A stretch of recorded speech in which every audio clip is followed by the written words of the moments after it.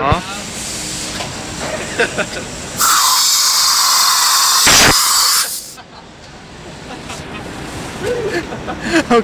ukaž driver trtá, vole, na to.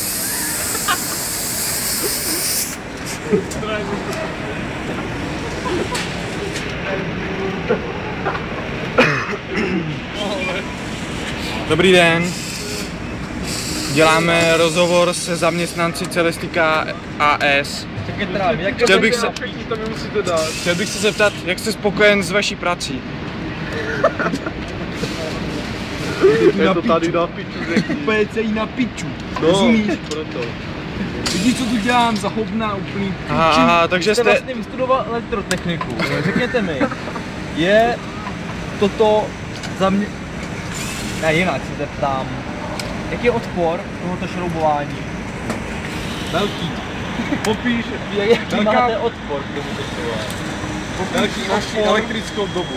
A říkám, do práce chodíme s odporem. pičo, V práci pracujeme pod napětí. A když se dotkne vedení, tak nás kopne do prdele. pičo, můžeš zavřít zobák? Ne, nemůžu. Pojď mi tam to videjčko, vole. Počkej, vole, já to nahrávám ještě pořád. Kurta. No. Tak tu na hovno úplně, vole, to je